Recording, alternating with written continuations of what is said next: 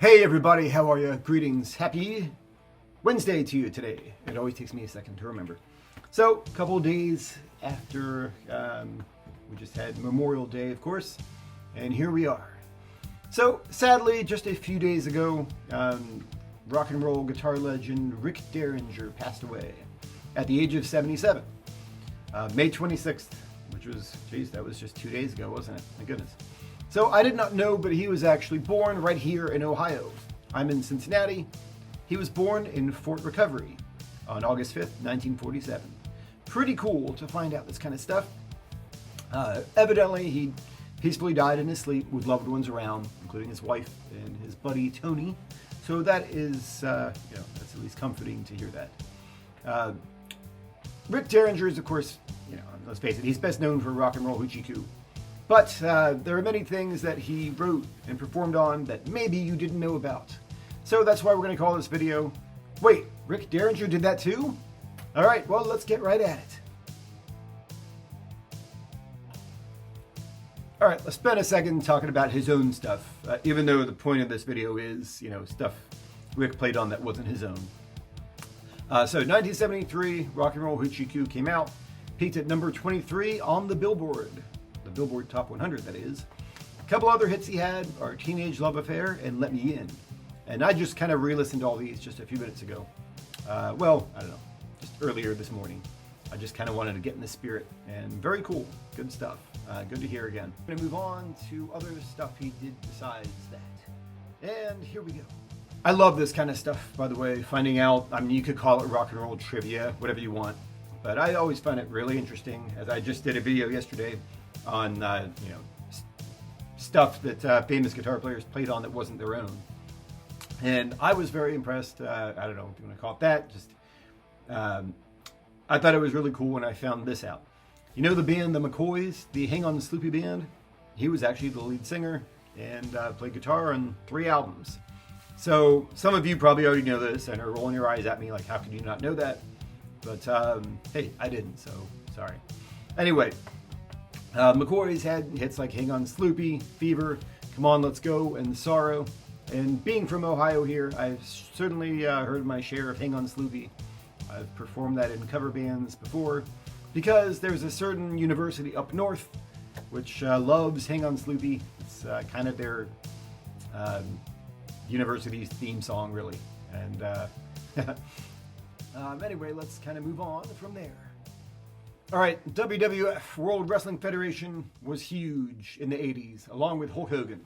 That was, when you think of the 80s, that was just a staple of it, really, wasn't it? I remember as a younger kid watching Hulk Hogan come out, and he had that awesome entrance music, which was called Real American. And I did not know, until maybe a few years ago, that was actually Rick Derringer who wrote that song, played guitar, produced it, and yeah, that's pretty sweet. So there is apparently a little bit of, unsureness, at least on my part. I was always under the impression that he sang it as well, but apparently there's a guy named Bernard Kenny. I always keep saying that wrong. And he's credited as having co-wrote it, but some say that he actually is the one you're hearing sing it. I don't know. I wasn't there. But if you know, maybe if you were there, why don't you leave a comment? Let me know. Yeah, I just think it's cool to find stuff out like that. So if you were there in the recording sessions, let me know who actually is it that we hear singing the words on Real American. So that was the 1985 album was called the Wrestling Album from the WWF. All right, it is Weird Al Yankovic time. Why are we talking about Weird Al Yankovic? Apart from the fact that I love the movie UHF. I used to know every line. I remember Raoul's Animal Kingdom. I remember Conan the Librarian. Those weird guys that made that strange noise. The, what were they? The brothers. I can't think right now. The Kepper Kids. That's it. I know that because of my buddy John Stanley. He's the one who actually taught me that. In fact, if you Google or just do a YouTube search for the Kepper Kids and UHF, these 2 weird dudes, who actually, one of them is married to Bette Midler. And we're actually going to talk about her in just a bit too, because she has a connection as well to Rick Derringer. But the Kepper Kids, it's pretty funny. If you just look up UHF and them, they make these strange noises. And my son even has that as as the ringtone on his phone. So that's pretty funny. If you call him up, you're going to hear the Kepper Kids. So what does this have to do with Rick Derringer, you might ask? Well, he played and helped produce 4 of the albums of Weird Al, starting with his 1983 debut, Weird Al, self-titled album. 1984, his album 3D, which included Eat It, by the way, the parody of Beat It. And as you might know from my last video, Eddie Van Halen played on Beat It, the Michael Jackson song. And on Eat It, that was actually Rick Derringer playing the solo. And he did a very cool job on the solo. I re-listened to that before I started recording all this today. And yeah, he kind of caught the spirit pretty well of what Eddie had done on Beat It. And that is not Derringer, by the way, in the video for Eat It. That's someone else. The guitar player plays a guitar solo and he explodes, which is actually quite funny. So I encourage you to check that out. It made me smile, and Weird Al is definitely good for that. Oh, so let's move on. 1985, Dare to Be Stupid was another one. And finally, 1986's Polka Party. That was the last album that Derringer worked on with Weird Al. Apparently that one kind of flopped, and after that, Weird Al decided to work with longtime bandmates. And I have actually seen Weird Al Yankovic perform twice in concert, and it is a good time. Great musicianship. Those guys are tight. They do some very interesting stuff. Not easy. I mean, the timing on it is crazy. How they do all this complicated stuff and they stop. Very impressive, but also very entertaining.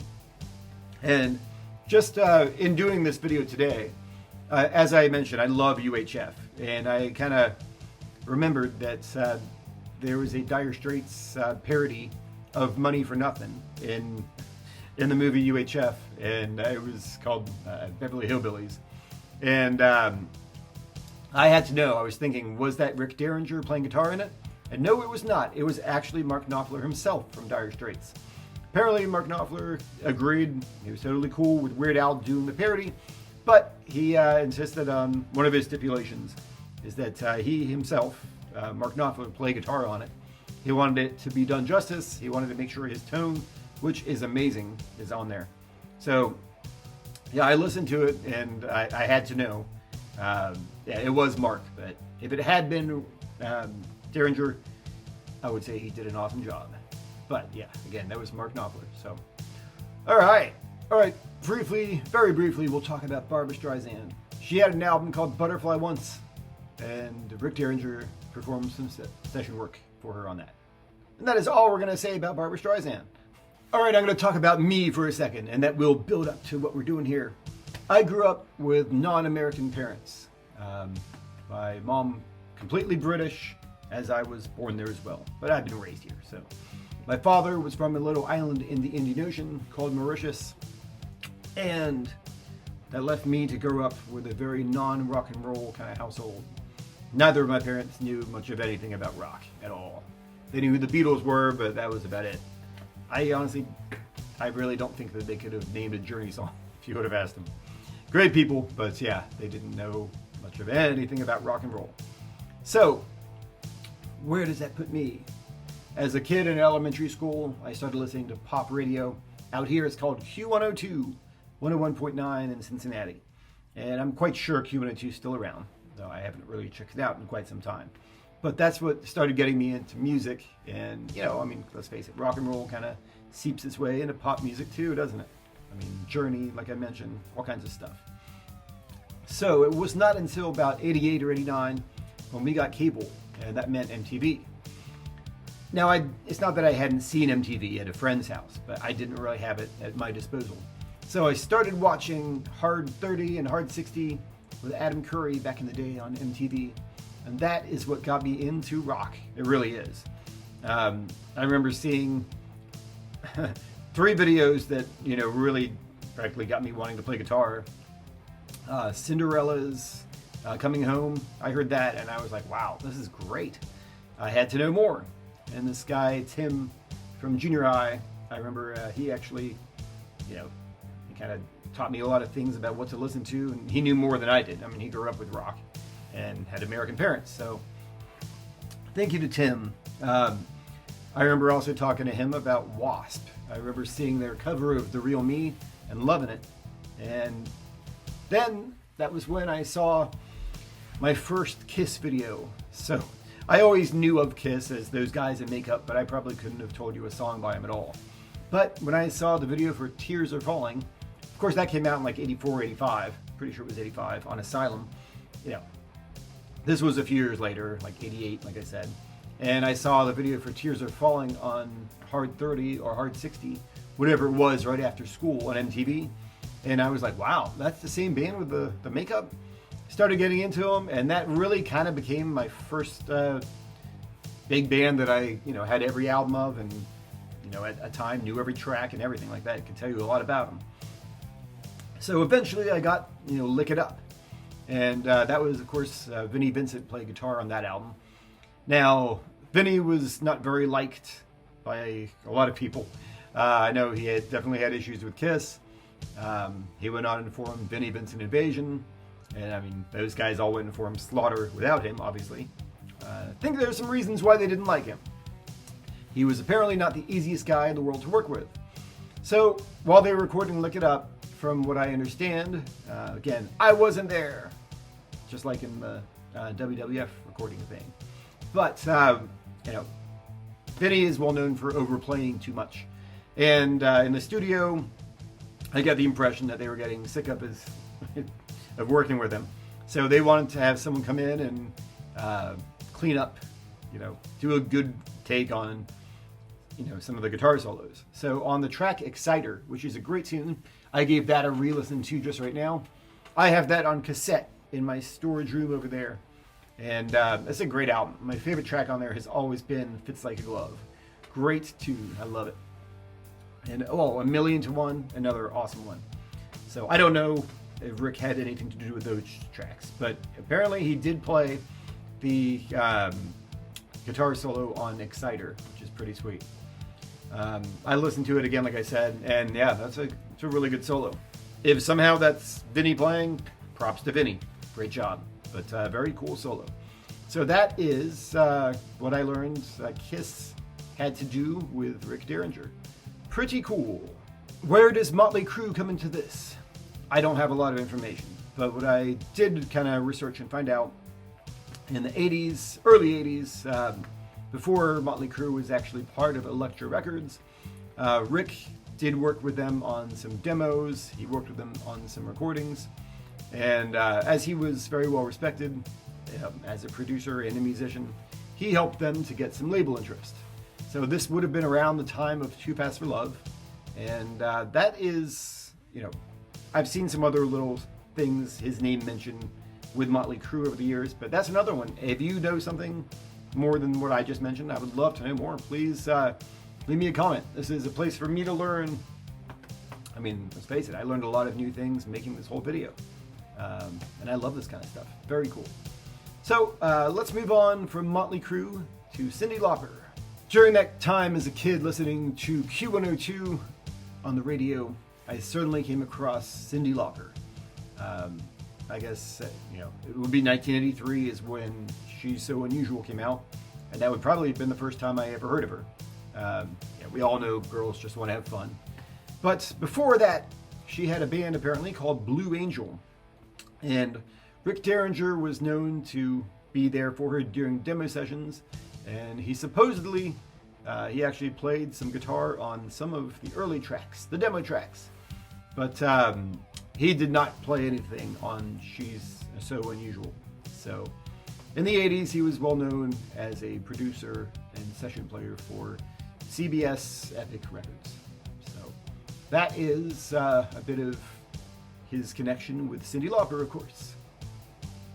Rick Derringer is well known for having been compadres, friends if you will, with Edgar Winter for quite a long time, decades in fact. And he wasn't, just known as a session player for them or a producer. He was very important to helping them get their success and their sound. I'm sure we all know Frankenstein, that awesome instrumental, which I just gave a re-listen to again. Apparently that was going to be a much longer track until Derringer came along and kind of chopped it up and suggested that it make it shorter and more radio friendly. And, from what I understand, that was a #1 hit, and it's just an instrumental. pretty awesome. Makes me think of other tracks. That would actually be a fun video, wouldn't it? Here's a little preview. Think of other tracks that are instrumentals that were huge. Axel F from the 80s. Rocket by Herbie Hancock. Wow. I could do a whole thing on that, couldn't I? Maybe I will.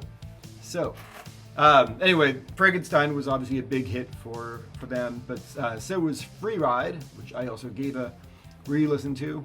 I love that intro guitar riff. Sounds very Doobie Brothers-ish, doesn't it?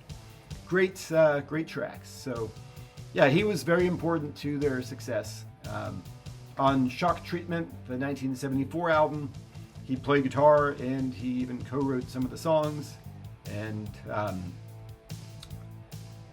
they had another album called Roadwork. On their 1972 live album, Roadwork, yeah, he's on there. It was a collaboration with the Winters and with Rick Derringer as well. So that is all cool information to find out. I love it. All right, now it's time to slide into Alice Cooper land.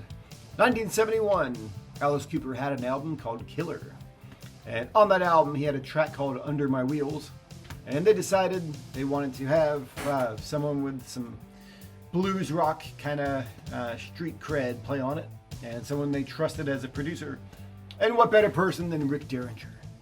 I gave that a kind of listen to just a bit ago. And yeah, very bluesy, obviously. And yeah, you're not going to... great choice is what I'm trying to say. Having Rick Derringer play on that. Pretty awesome. All right, next artist is Steely Dan. I will be honest, I haven't listened to a lot of Steely Dan. I know I have their greatest hits and maybe a couple others back there on my CD shelves, but I haven't really checked them out as much as I should. I did once meet Steve Kahn, actually, a great guitar player who was definitely worked with them as well. But on the album Countdown to Ecstasy, it came out in 1973. There's a track called Showbiz Kids, which I again gave a little listen to earlier. And there's a slide guitar solo on there. And guess who that was? It was Vinnie Vincent. No, I'm kidding. It was Rick Derringer. So they wanted to have somebody with a kind of a rough, mean, bluesy side. And yeah, he played the slide guitar parts that you hear on there. And yeah, it sounds great. I mean, they definitely picked the right guy on there for the track, didn't they? So they'd already, Steely Dan likes to work with other great guitar players like Jeff Baxter, Larry Carlton, and a few others as well. So Rick Derringer got to join in those ranks as well.